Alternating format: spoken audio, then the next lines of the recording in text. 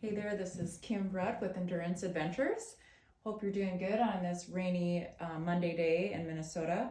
I thought I'd take a little break from the laptop and do a little double polling on the ski erg machine and send a little couple tips to you guys about lock and load technique to kind of get you all queued up and get you thinking good techniques and good vibes for the winter coming.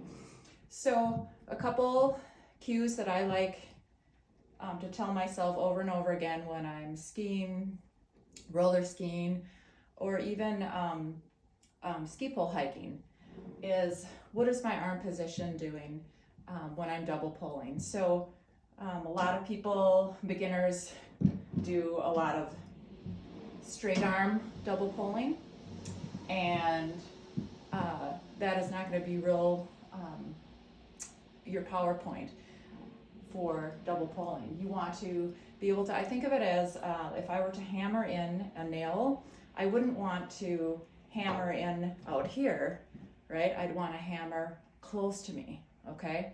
For one, it's going to hurt my back more, and for two, I just have way more power when I'm right here. So lock and load, we want to have our arms bent in a 90-degree angle, okay?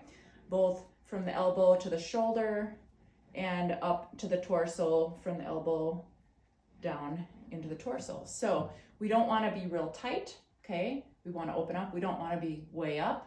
We just want to be kind of open like this and keep those angles nice, and we call it the square of power, okay?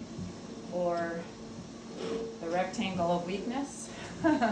So another thing, so we've got our nice angle in our elbow, open arms, so we can power.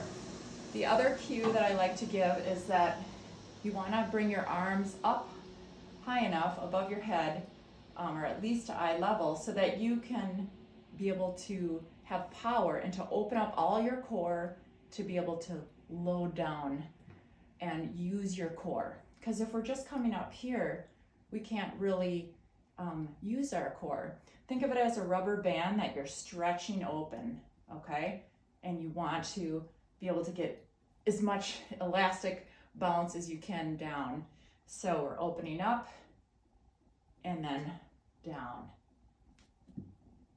okay? So we've got the bent arms, we've got our eyes are following our hands so that we're crunching down and using our hands and our head at the same time as we double pull. If we double pull and forget to crunch, we're just going to be looking up, okay? But there's not going to be a lot of crunching going on. So you want to follow your head to get this upper body crunch, right? The third thing I want you to remember with double pulling is the most powerful point of your double pull is when those pulls go right in, okay? So really mean it when you put those pulls in. We don't want to just tap them down, right? We want to really mean it, and in order to do that, you need to have the correct body position also by some shin flexion. Okay, so when the tips of your poles go in, you want to dive the tips of your knees forward, so you're getting this forward ankle flex. Boom. If we don't have any forward ankle flex, you're probably going to be bending back and bending at the knees, and your weight is going to go back.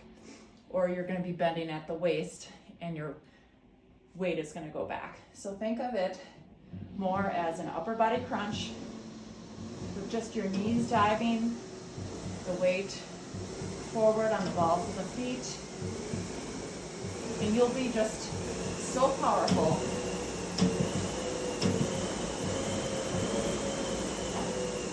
In the next ski season to come.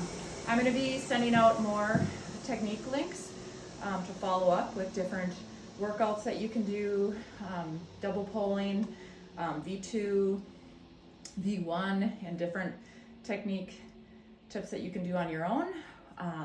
For those who missed our dry land training, bounding, and also our roller ski clinics this past fall. So hope this has been helpful, and I look forward to seeing you guys all on the trails soon.